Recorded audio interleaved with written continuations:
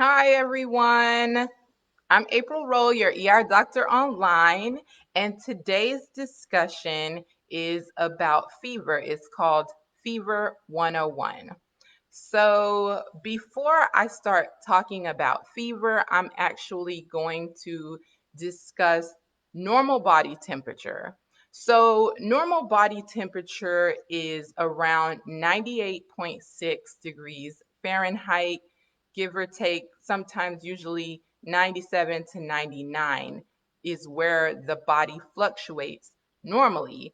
And also, um, just in general, the body tends to change its temperature throughout the day. There are certain things such as time of day, circadian rhythm, which kind of is throughout the day, like rhythmic changes that happen as the day goes on. Certain patterns happen at certain times. For instance, a sleep schedule is an example of what follows a circadian rhythm. Other things that affect normal body temperature for women depends on which phase of your menstrual cycle you're in. In the luteal phase, you're tending to have a normal basal body temperature. So there are a lot of things throughout the body that affect your normal temperature, and your body has a system kind of like a thermostat where it actually sets what your temperature is at. So now that we kind of know all about normal temperature, let's talk about what is a fever.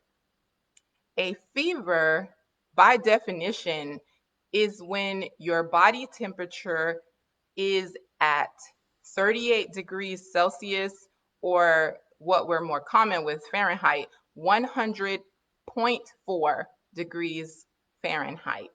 A lot of people will come in to the ER and they'll say, I've been having fever, and when I when I was a newbie, I just take it as, oh, okay, the person says they're having fever, but now I know to ask, what is your temperature? And a lot of the times, actually, people are saying that they have fever when their temperature is 98 or 99, and they actually don't have a clue about what is the definition of a fever and what makes it be classified that you are having fever. And again, that number is 100.4 degrees Fahrenheit. That is what classifies having a fever.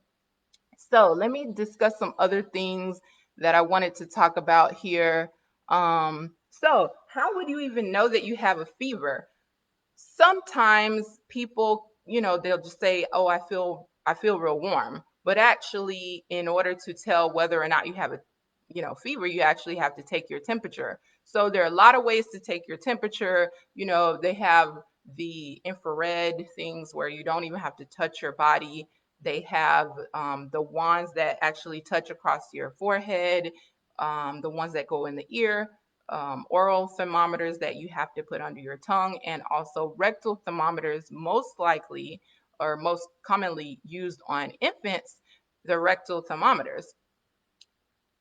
So, to talk about thermometers and how you take your temperature, actually, the rectal temperature is the most accurate, though that's not the one that we generally take all the time.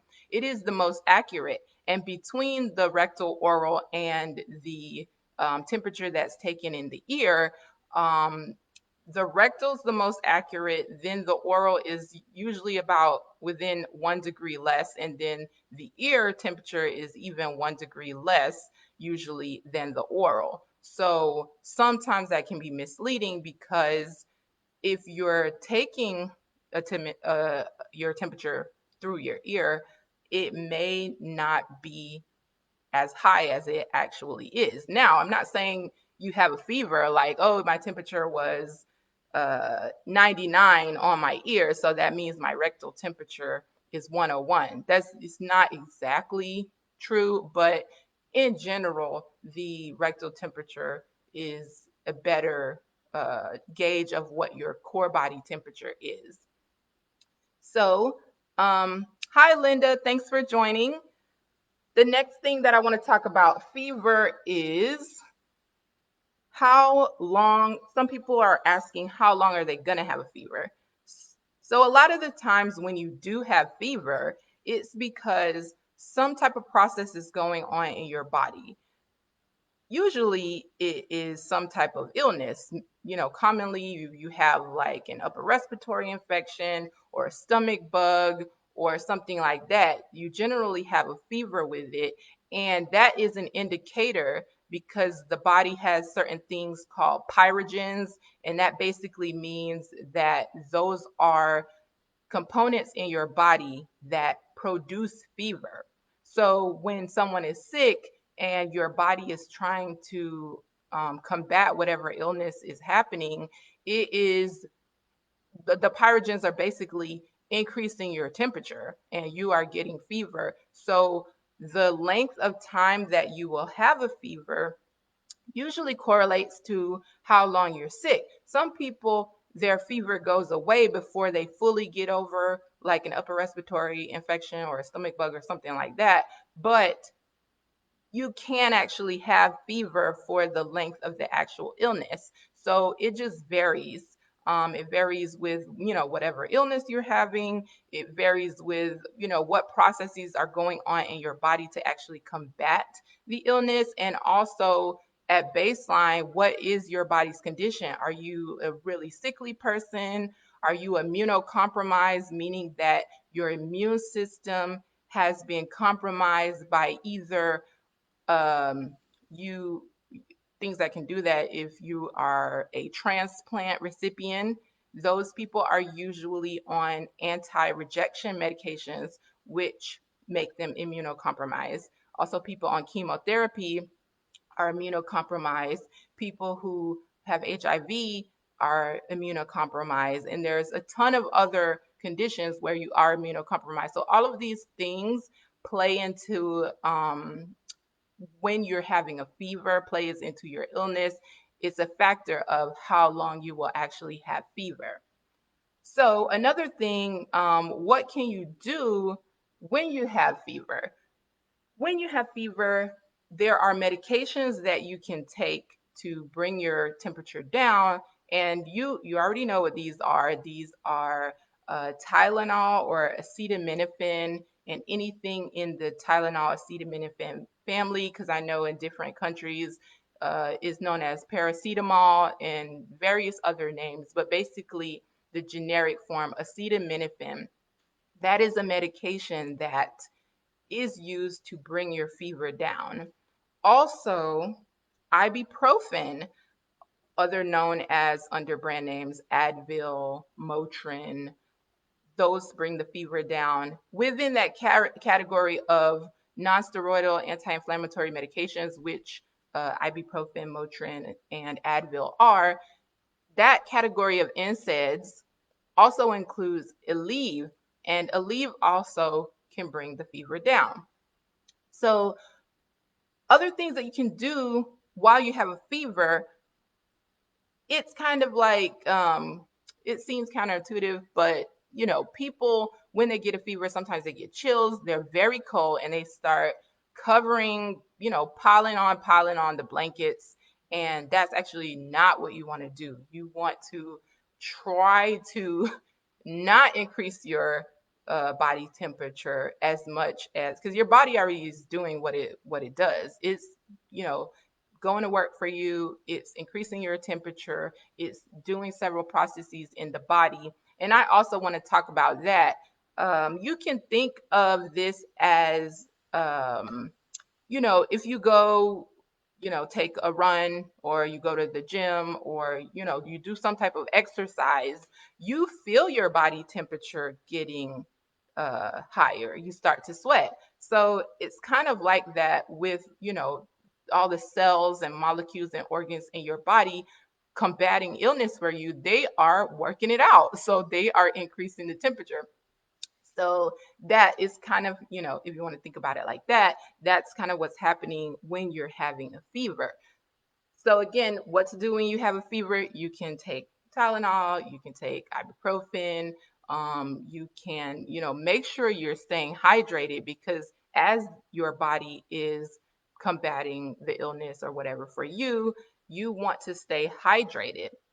Another thing, which is not exactly fever, but it is a it's an instance where you may have an elevated temperature, is hyperthermia. And that is when you're not having a fever because you're sick and your body's producing a fever. You're actually just having an increased temperature, maybe because you've been outside in the sun all day, you've been working outside all day, and actually you're just overheating.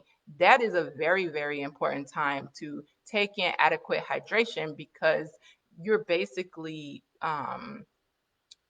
everything is evaporating, you're sweating, you're losing a lot of fluid, you're getting dehydrated. So it's really important in that instance of increased temperature um, to drink a lot of water because that can lead to heat stroke, passing out, a whole bunch of other things. So let me see if I have anything else on here that I wanted to cover about fever. I don't see anything here, but I do want to address the last thing that I want to talk about fever. What to do if you have a fever? Yeah, you can take Tylenol, but it is 2020. We are still in a pandemic. COVID-19 or coronavirus is still going around. So if you have a fever during this time, you definitely may have COVID-19. So what to do? What we've already been telling you to do. Isolate, quarantine, wear a mask, wash your hands for at least 20 seconds at a time. Not even social distancing for you. You need to be quarantining at home. If you have a fever, you need to be at home.